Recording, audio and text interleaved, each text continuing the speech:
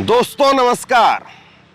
कल नरेंद्र मोदी जी की सरकार ने एक फैसला लिया और उस फैसले की गूंज, उस फैसले की चर्चा न केवल दिल्ली से लेकर के बिहार तक हो रही है, बल्कि पूरे देश में इस बात की चर्चा हो रही है।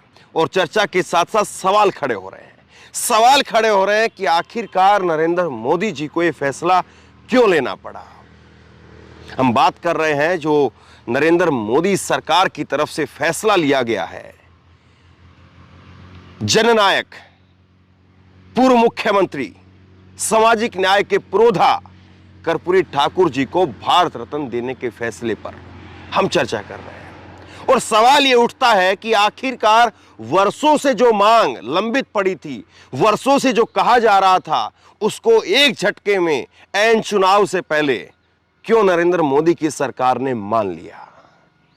क्या जिस तरह से बिहार के अंदर जातीय जनगणना हुई, क्या जिस तरह से बिहार के अंदर सामाजिक न्याय की मांग ने जोर पकड़ा और नीतीश कुमार की सरकार ने जैसे रोजगार के अंदर और अब 94 लाख परिवारों को 2-2 लाख रुपए देने की बात हो, उसके अंदर जो सामाजिक न्याय वहां पर होता हुआ वहां पर दिखा, इसके बाद में दिल्ली के अंदर बैठी हुकूमत को, दिल्ली में बैठी हुकूमत के सलाहकारों को इस बात का डर होने लगा कि बिहार की 40 सीटें कहीं वहां पर सुपड़ा साफ ना हो जाए।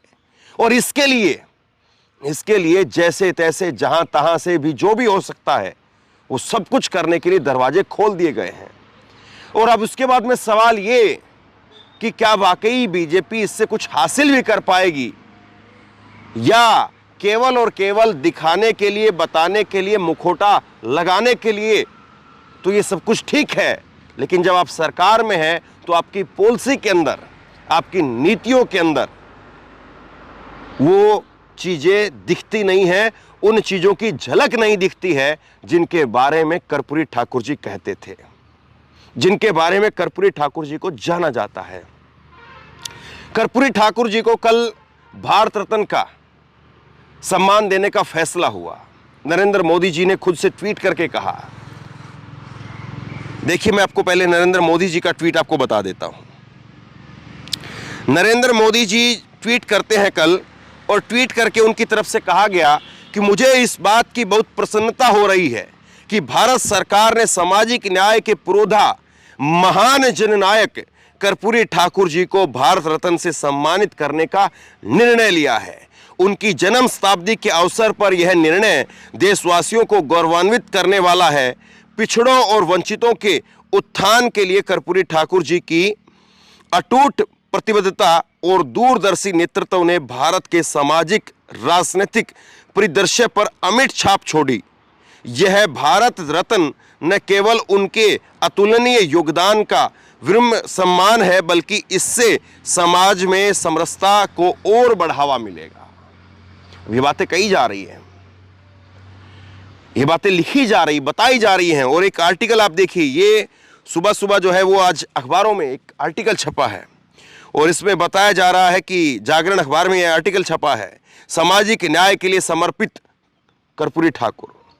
ये जो है वो यहाँ पर नरेंद्र मोदी का एक लंबा चौड़ा आर्टिकल छपा जागरण अखबार के अंदर, और बताया जा रहा है कि देखिए साहब, नरेंद्र मोदी जी वो कर्पूरी ठाकुर के विचारों से कितने प्रभावित हैं, या किस तरह से उनके आदर्शों के ऊपर चल रहे हैं। ये सारी बातें इसमें लच्छेदार तरीके से जो है वो पिरोई गई हैं, और नरेंद्र मोदी जी यहाँ पर खूब कर्पूरी ठाकुर जी का महिमा मंडन कर रहे हैं।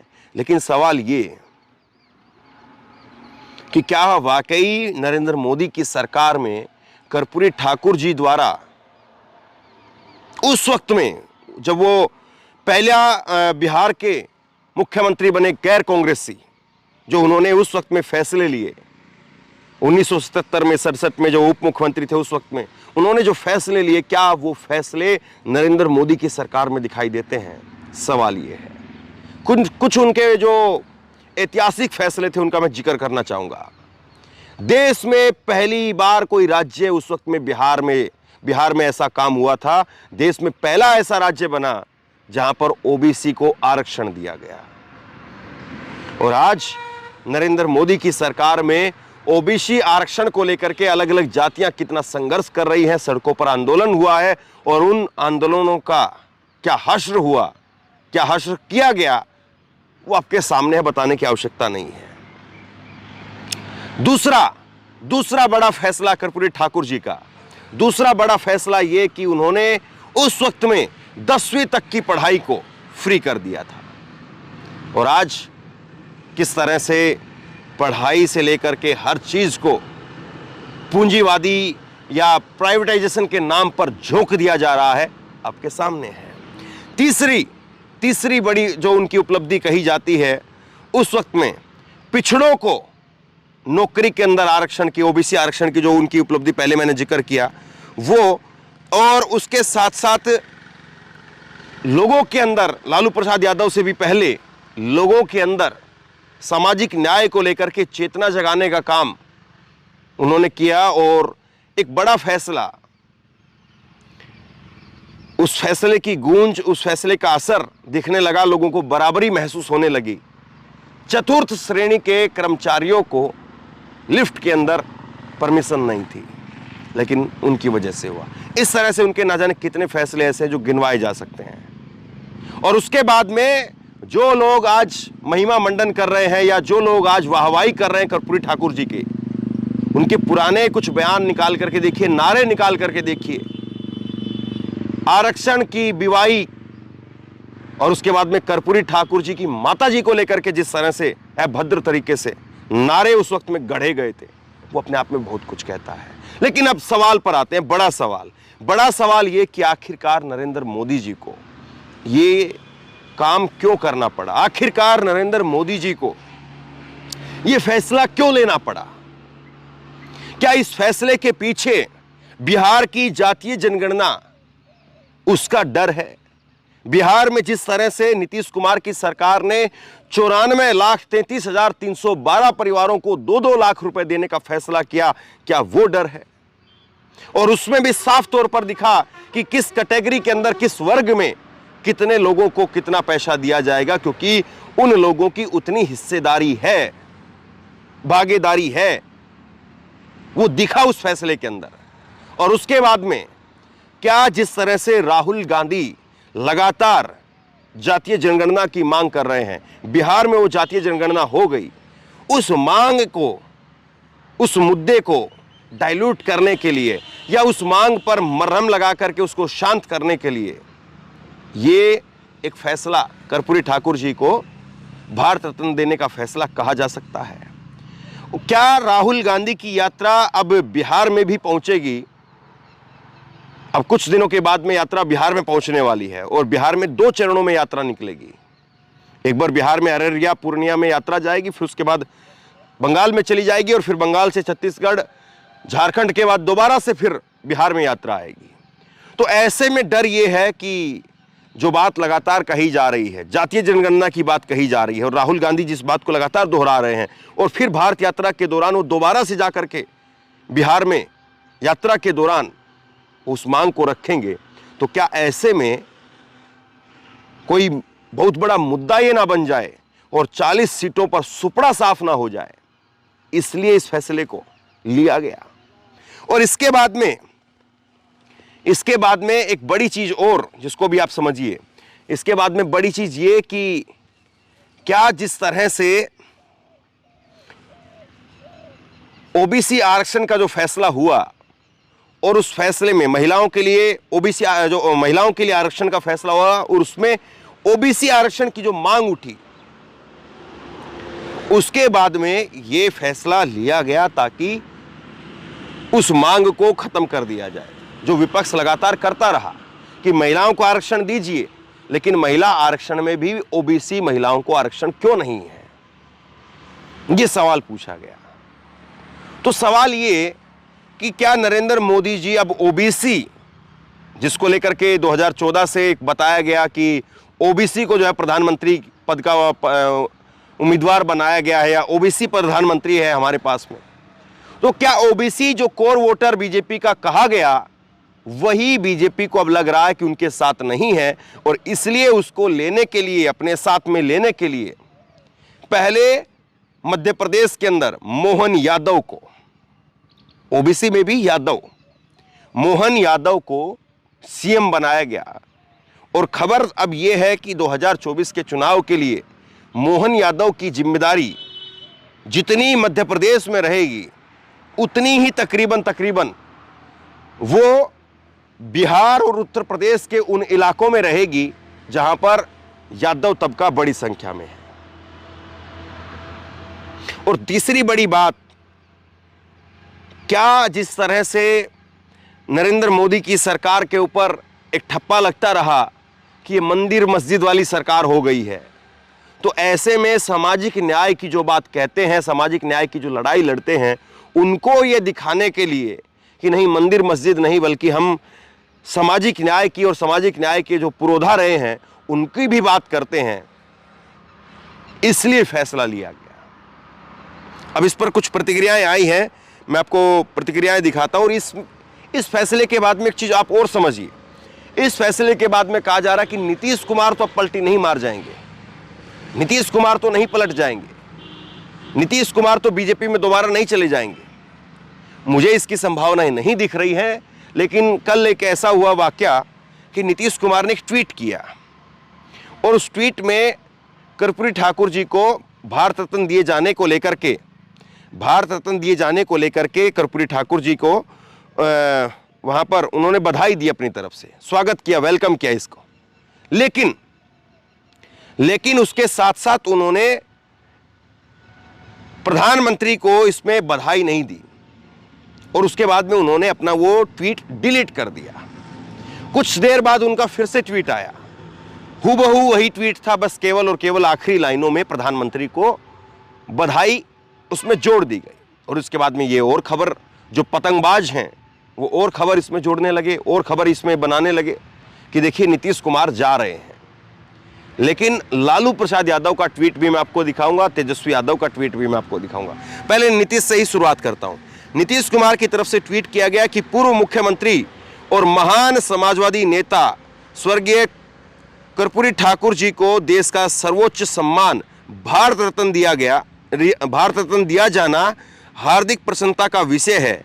केंद्र सरकार का यह अच्छा निर्णय है।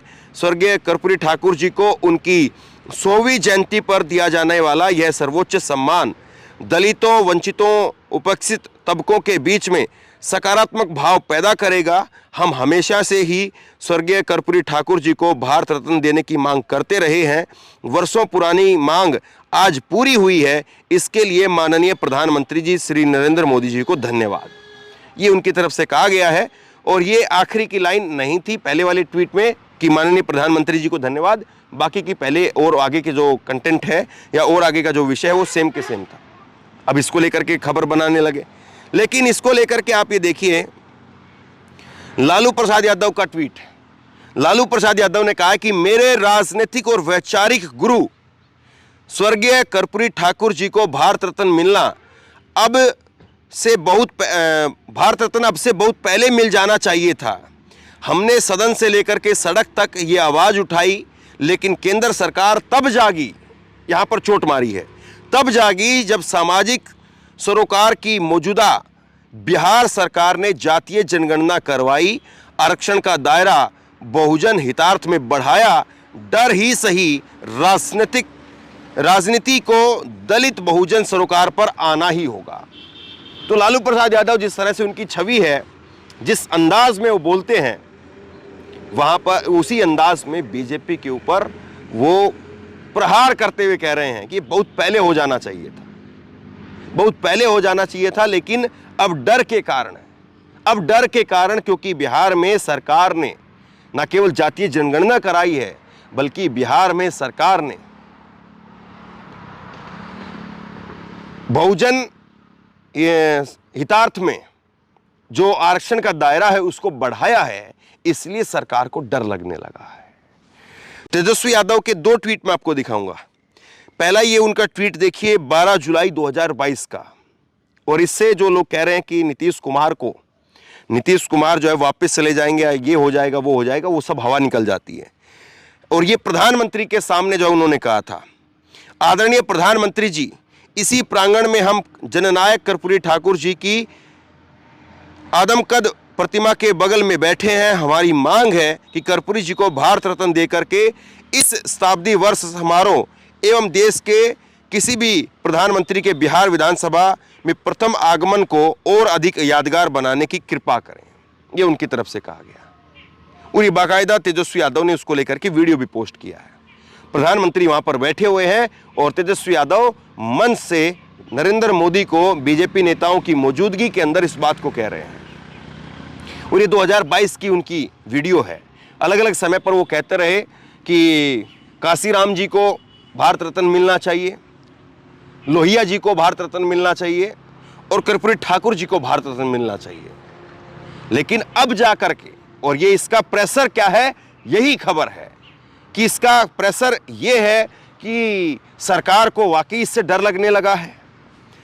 अब इसके बाद में आज का एक तेजस्वी यादव का एक ट्वीट और देखिए आप। वो कह रहे हैं कि वंचित, उपेक्षित, उत्पीड़ित और उपहासित वर्गों के पैरोकार महान समाजवादी नेता एवं बिहार के पूर्व मुख्यमंत्री स्वर्गीय कर्पूरी ठाकुर जी को भारत रत्न देने की हमारी दशकों पुरानी मांग पूरी होने पर अपार खुशी हो रही है। इसके लिए केंद्र सरकार को साधुवाद है। तो नपे तुले अंदाज के अंदर तेजस्वी यादव ने केंद्र सरकार को साधुवाद दिया है। और इसको लेकर के कांग्रेस ने जो ट्वीट किया है वो मैं आपको आगे बताऊंगा, लेकिन अखिलेश यादव का ट्वीट भी देखिए। अखिलेश यादव ने लिखा है कि जननायक कर्पूरी ठाकुर जी को मरणोपरांत घोषित भारत रत्न दरअसल सामाजिक न्याय के आंदोलन की जीत है, जो दर्शाती है कि सामाजिक न्याय व आरक्षण के परंपरागत विरोधियों को भी मन मार करके अब पीडीए के 90% लोगों की एकजुटता के आगे झुकना पड़ रहा है।